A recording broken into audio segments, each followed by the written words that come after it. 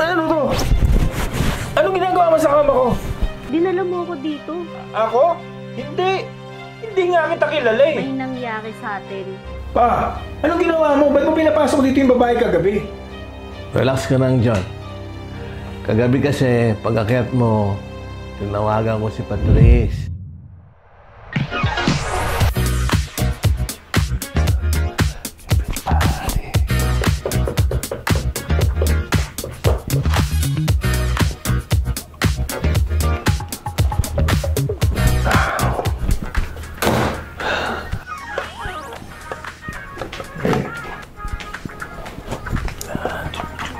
Pa, anong ginagawa mo dito?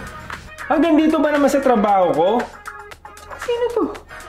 Anak, ikaw pala yan. Nga pala, si Patrice. Halika na, uwi na tayo pa. Paano, Patrice? Uwi na raw kami. Paano?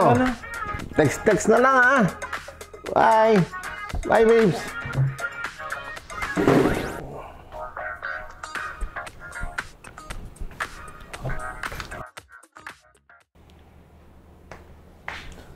Ano ba yun pa? Iba-iba na namang babae kasama mo. Kailan ka ba magsiseryoso? Matanda ka na. Alam mo, anak, gusto ko lang sabihin sa'yo na walang tunay na pag-ibig sa mundo. Tingnan mo yung Mami Rachel mo. Ano nangyari sa amin? O di ba iniwan tayo dahil sa chatro? Passion! Gusto ko sabihin sa'yo, huwag mo masyado seryosohin yung mga babae. Kasama na dyan yung girlfriend mo si Eya. Pa. Iba si Eya. Mahal ko talaga siya. Alam mo, anak, makinig ka, ha? Napakaraming babae sa mundo. At yan, iipapakita ko sa'yo. Walang masamang magpapalit-palit ka ng babae, anak. Isa pa, ano ba kinakatakot mo? Eh, hindi naman malalaman to ni Eya, eh. Pa, hindi ko maintindihan yung paniniwala mo. Pero basta ako, hindi mo ako mapipilit na gawin yung ginagawa mo. O, siya. Tama na yan. Liga, samahan mo ako dito. Minom muna tayo. Pampaantok lang, anak. Buka, samahan mo ako. Buka mo na. Shot muna tayo.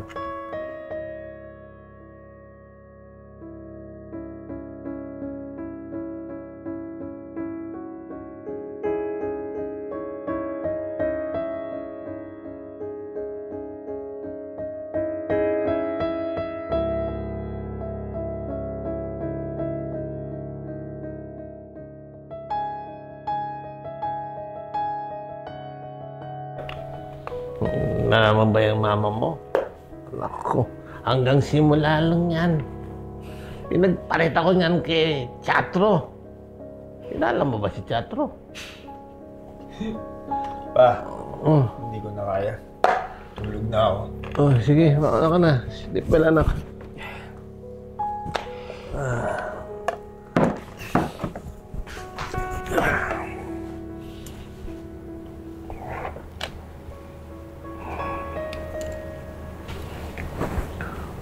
Hello. Baby Patrice. Punta ka dito sa bahay ko. Papakilala ko sa iyo, anak ko. Sige, hintayin kita, ha? Okay.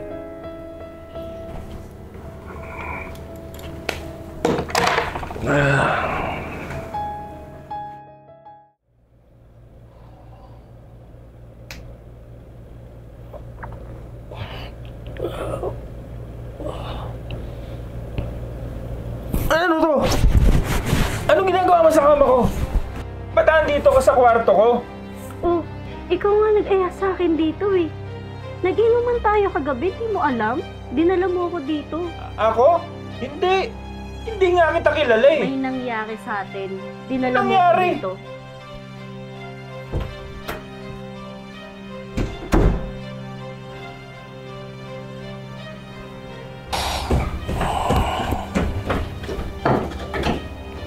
Pa, anong ginawa mo? Ba't mo pinapasok dito yung babae kagabi? Relax ka lang, John. Kagabi kasi, pag-akyat mo, tinawagan ko si Patrice. Tapos, inakyat ko siya sa'yo.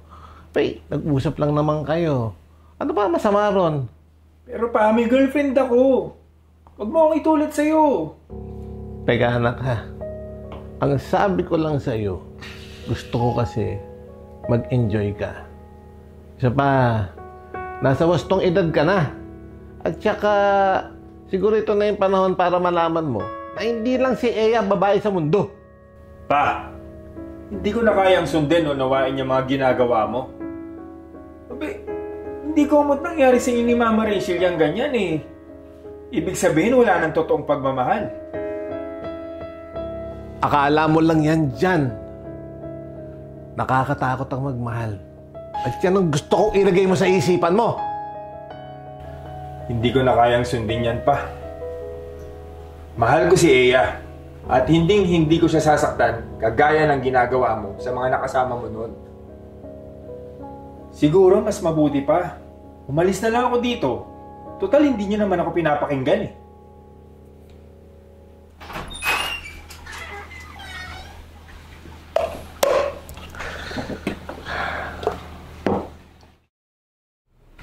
Eya, nagpunta ako sa'yo dito para humingi ng tawad.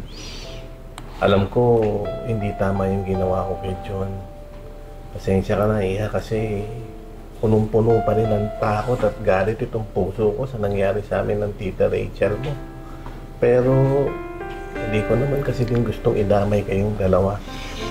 Sana mapatawad mo si John kasi mahal na mahal ka ni John. Salamat sa pag-amin, Tito, ha. Alam kong mahal din po kayo ng anak niyong si John. Pero sana, Tito, makita mo na kaya niya din akong seryosohin. Kahit na natatakot kayong maranasan yung nangyari sa inyo ni Tita Rachel.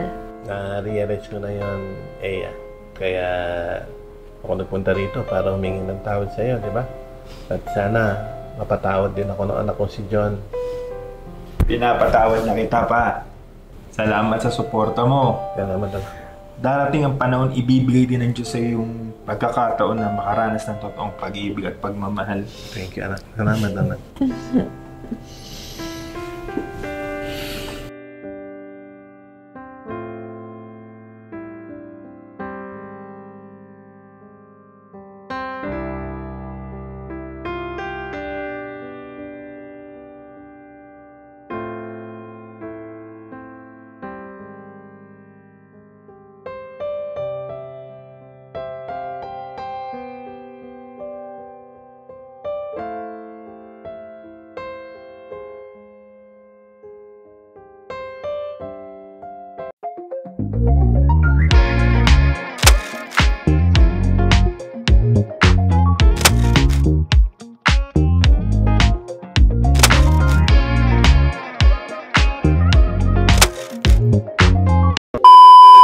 Dito ako sa likod ni Ate Girlie.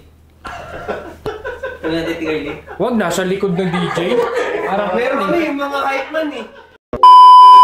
O, paano, Patrice? Hanggang. Okay. Uwi na raw kami. Goods na yun. Okay, good. Yeah. Okay. Okay. Alam mo, anak, napakaraming babae sa mundo talaga. At, ay, wait, direct. Sorry, naiba. Papakita ko. Okay, sige. Okay. Alam mo, anak. Sorry. Ganyan talaga dito. Sakit to. Saan tayo putol? Direct. Nasa tamang edad ka na. At saka... Nakalimutan ko. Teka lang. Teka. Saka baka oras na. Ayan. Sorry pa, direct. Baka oras na rin para matutunan mo. Hindi lang si Eya ang babae.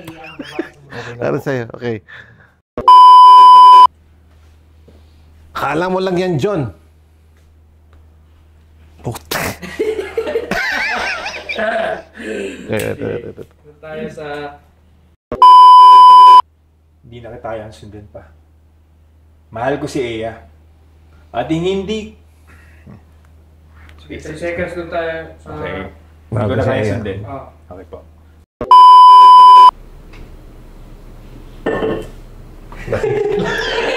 Ikaw ka! Lasing ka yata. Hindi, pasok Sige mo. na, sige na. Lapit ka na. Ulit tayo. Doon tayo sa... Wala tayo. Wala na? Gusto ko yung sa last eh. Ang dalasing niya. Yung ganito? Ganon. Oo. Okay po, sorry po. Ganon tayo.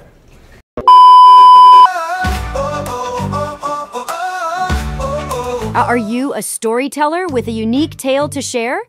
We invite you to submit your featured stories for the chance to be transformed into captivating short films. Whether it's a thrilling adventure, a heartwarming drama, or a thought-provoking narrative, we want to bring your words to life on the screen. Join us in celebrating creativity and storytelling. Submit your story today and let's create something extraordinary together. Bawat sandali, kapanapanabik sa Tibon, Manila, buhay ay maghubog. Maraming salamat po sa tagapanood po ng Tibon, Manila. Kasama po ang Cellboy. Ako po si Alvin Teng.